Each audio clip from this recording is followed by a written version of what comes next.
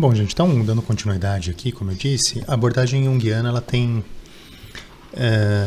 ela se usa de simbolismos de diversos lugares em um centro simbólico, um campo específico ao qual o Jung e os junguianos se atentaram muito foi a alquimia. Tá? Então, vou falar um pouquinho de alquimia hoje aqui, numa perspectiva junguiana, e para isso, já mencionei aqui algumas vezes, eu vou usar não exatamente o próprio Jung, embora o Jung tenha um livro chamado Psicologia e Alquimia, mas eu vou usar esse livro aqui, de um continuador seu, chamado Edward Edinger, tá? O livro se chama, vocês conseguem ler aqui, Anatomia da Psique. É um livro muito bom, tá? E é um livro muito mais sistematizado do que a obra do Jung. O Jung acaba tendo um jeito de escrever, também é bom, ele é um bom escritor, mas o livro específico, Psicologia e Alquimia, é um livro que é um pouco mais enrolado e com muitos casos clínicos, etc. E esse daqui do Edinger é mais didático, tá? Eu falei na aula passada sobre os arquétipos junguianos, eu falei um pouquinho sobre a sombra, né? Sobre como a sombra no aspecto individual tem muita relação com aqueles conteúdos nossos que a gente não aceita, etc. E acaba projetando em outras pessoas. Tem toda uma dinâmica psíquica por trás da sombra, e o Jung diz muitas vezes que é imprescindível que para nossa integridade, né, como eu disse, toda a teoria junguiana tem a ver com união de opostos, integridade, etc. Que, enfim, para nossa saúde psíquica e, em última análise, para que a gente caminhe nesse processo de individuação, é necessário que a gente integre a nossa sombra à consciência, tá? O que não significa que a gente necessariamente vai começar a agir de maneira sombria, etc., mas que a gente tenha consciência do que a gente carrega no nosso interior, tá? E no âmbito coletivo, o Jung trabalha também com os mesmos conceitos. E eu estou falando tudo isso para dizer que a alquimia, na visão junguiana, tem a ver quase com... se relaciona quase a uma porção sombria, no sentido junguiano aqui, não estou falando no sentido ruim da palavra não, mas no sentido de uma porção não tão consciente, que se manteve subterrânea, se manteve restrita a alguns grupos, e no mundo ocidental cristão, tá? Então, enquanto o cristianismo dominante, seja no mundo católico ou no mundo protestante, né, depois da Revolução Protestante, tinha certas características muito específicas, né? Uma tendência, não vou entrar aqui em temas de história de igreja, mas principalmente aí eu diria até a partir do século XI, X, mas ganhando maior ênfase no correr do último milênio, principalmente aí depois do Renascimento, e enfim.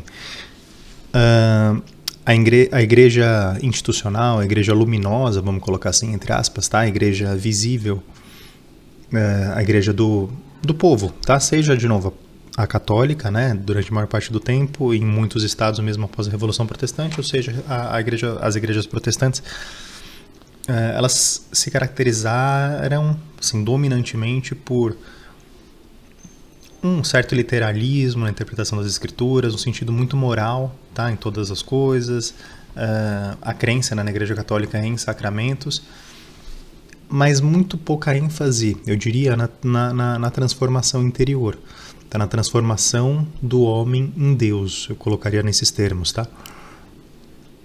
Isso vai aparecer na alquimia, tá?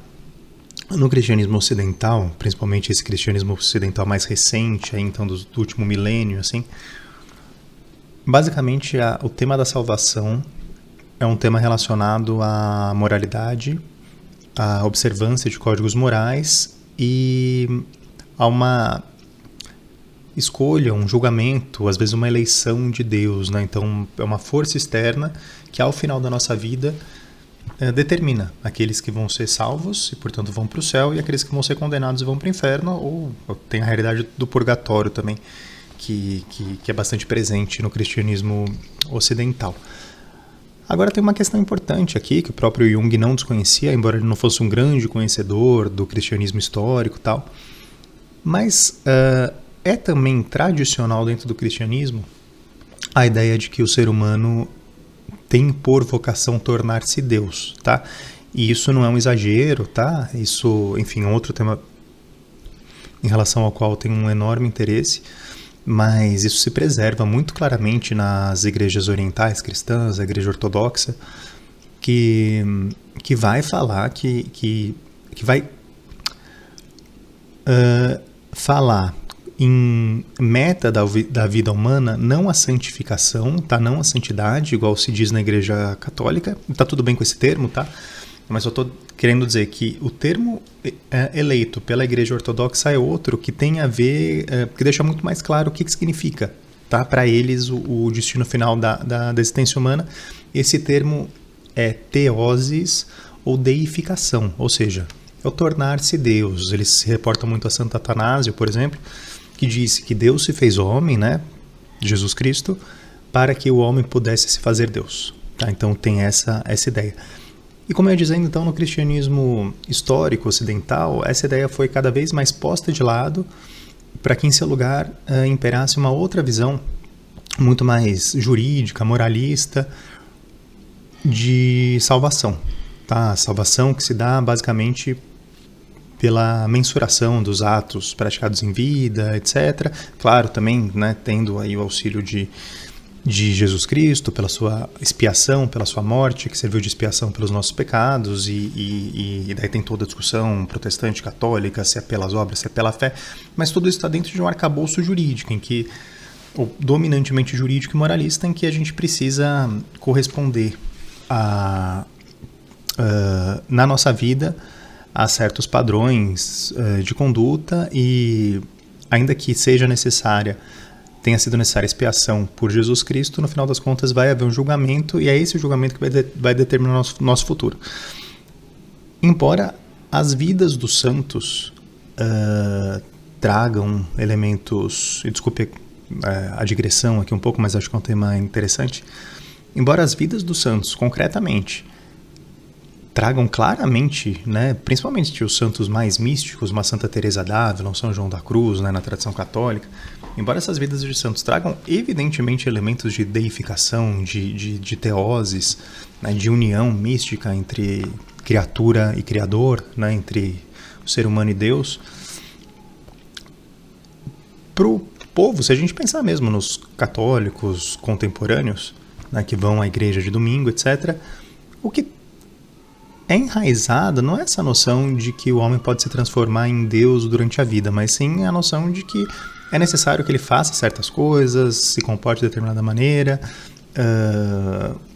participe dos sacramentos, etc., para que no final da vida, após o julgamento, ele seja agraciado pela benevolência, pela misericórdia divina, com uma realidade celeste e não uma realidade infernal ou purgatorial. Tá? Então, enfim. E para o Jung, essa outra visão, que ainda é cristã, como eu disse, essa visão de endeusamento do homem, não no sentido de endeusamento do ego, mas endeusamento no sentido de morrer para o ego e se tornar algo muito maior do que a própria pessoa imaginava que poderia ser, que é o processo de tornar-se Deus, né?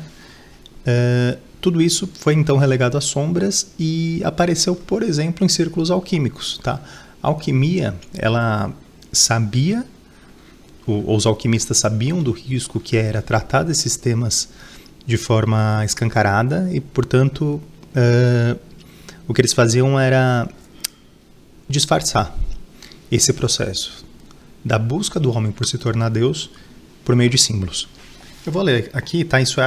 Esse processo é opus alquímica, a obra alquímica. E acho que deve estar claro que esse processo de morte do ego, tá? Para o nascimento de um outro ser, que ainda somos nós, mas que já não somos nós, assim, pelo menos não que imaginávamos ser, esse processo tem muito a ver com o processo de individuação do Jung, por isso ele gosta tanto da alquimia, porque não deixa de ser um processo razoavelmente sistematizado, que foi praticado por muitos e muitos anos, e não sei se ainda é praticado em algum lugar, enfim, mas que tem uma carga simbólica muito forte. É um processo eminentemente espiritual que para o Jung também traduz em termos próprios a jornada que ele entende ser a jornada de individuação do ser humano. Eu vou ler aqui um pouquinho, tá? Em que consiste essa obra, para vocês entenderem como tem religião aqui por todos os lados, tá? E como esse tema aqui tem que ser tratado com seriedade, eu acho muito complicado a gente...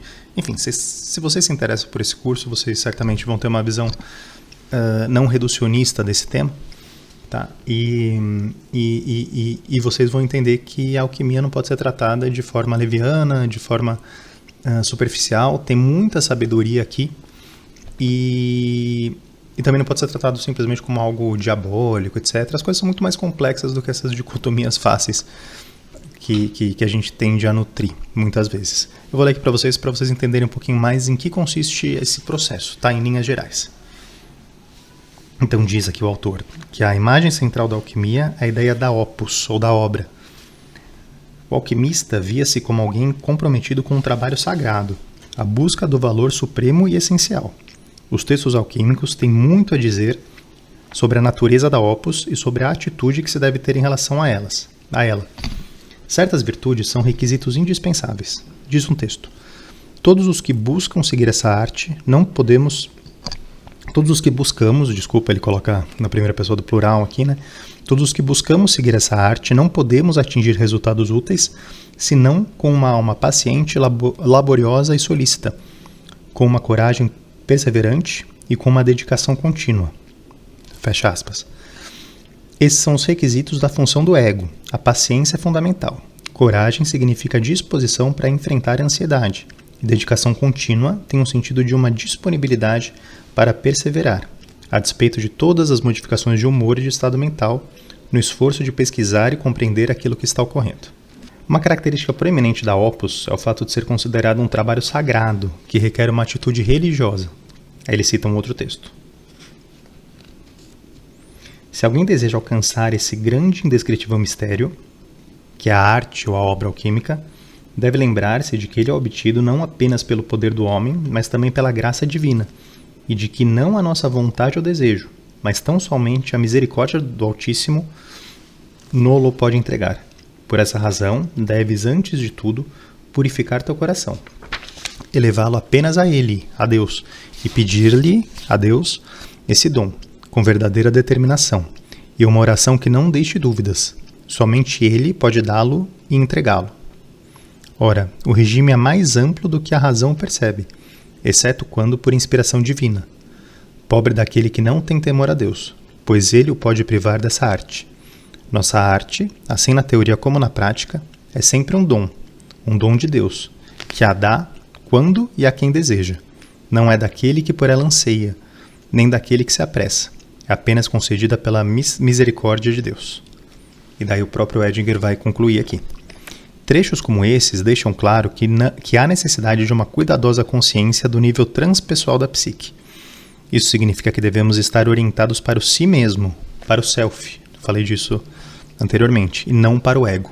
Tá? Olha como isso tem a ver com o processo de individuação e como tem a ver com a morte daquele que a gente pensava ser e o renascimento de um eu maior, né, por assim dizer. Há aqui um paradoxo, como ocorre tão frequentemente na alquimia e na psicoterapia. Uma consciência do si mesmo e a atitude religiosa que essa consciência traz são os alvos, em vez de requisitos exigidos no início da psicoterapia. Contudo, ao menos o potencial para isso deve existir desde o princípio.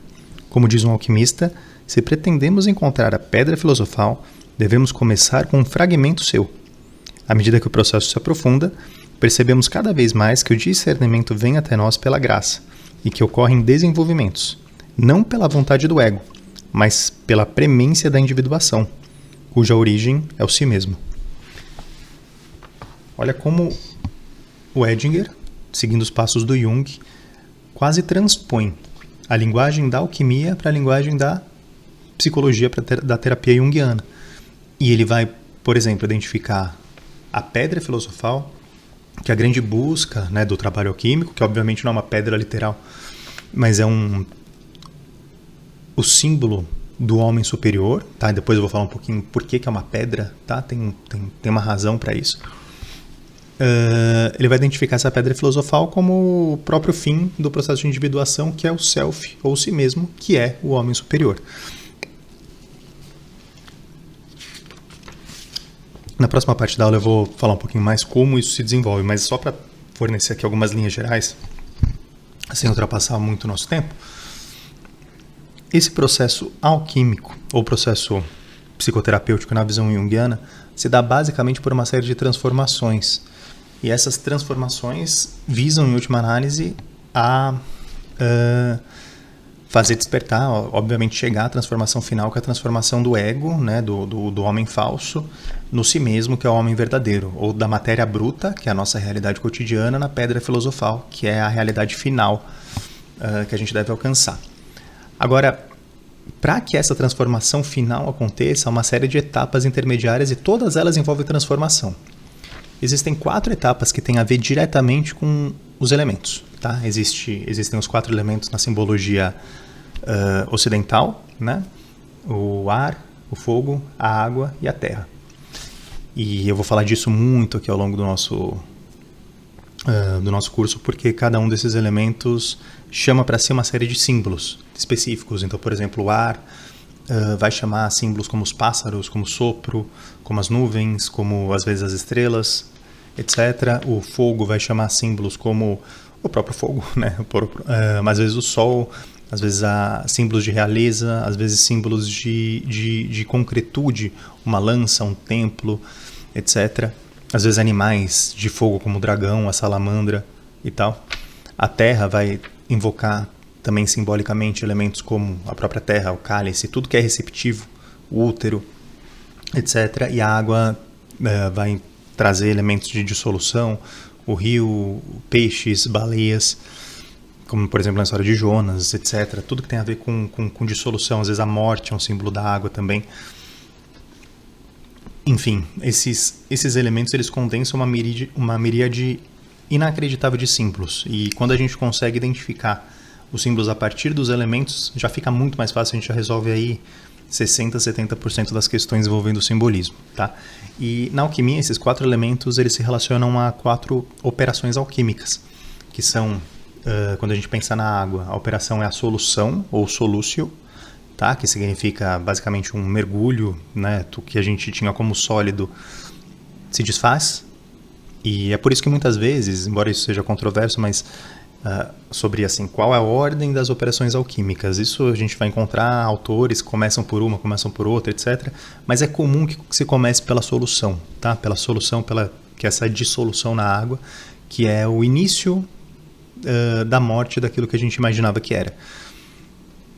Então a água tem a ver com a solúcio. O ar tem a ver com a sublimácio, com a sublimação, que significa basicamente a elevação do nosso ser, da nossa alma, para aquilo que é de fato superior, para aquilo que é mais simples, mais elevado, tá? Que é basicamente tem a ver com a contemplação divina, com o abandono das coisas materiais e um direcionamento efetivo do nosso ser para o que é superior. Mas isso não é o fim da obra alquímica, porque o alquimista não é um gnóstico, né? Não quer simplesmente abandonar a matéria. Ele quer que esse processo seja feito, mas que depois seja corporificado, tá? Isso se dá pelas 2 outras operações.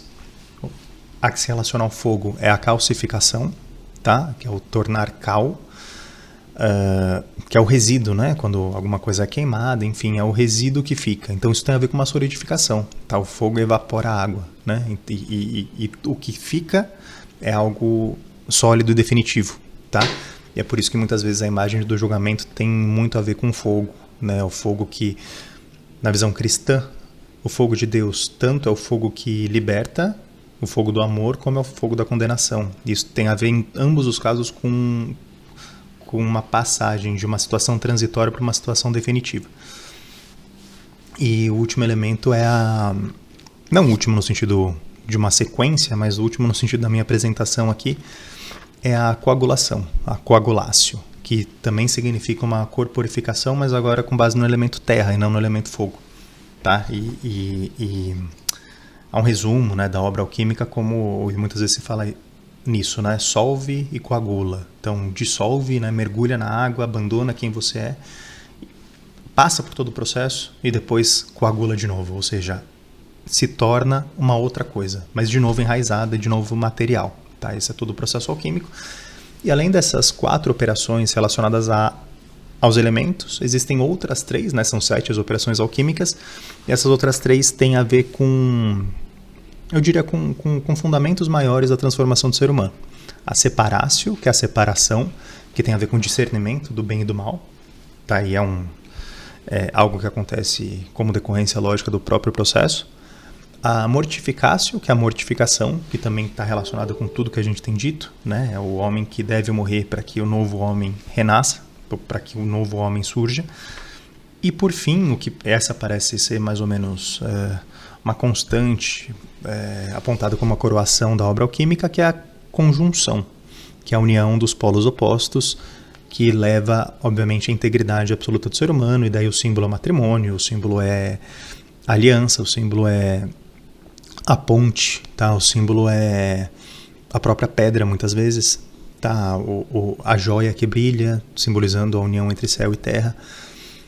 O andrógeno, no melhor sentido aqui do termo, que significa a união entre masculino e feminino, tá? Tudo isso aparece dentro dessa simbologia.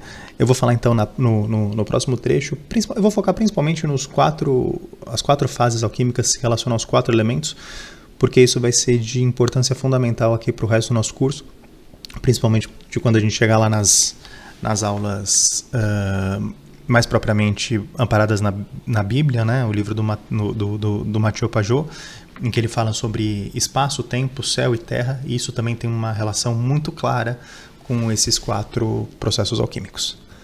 Então é isso por enquanto, daqui a pouco eu continuo.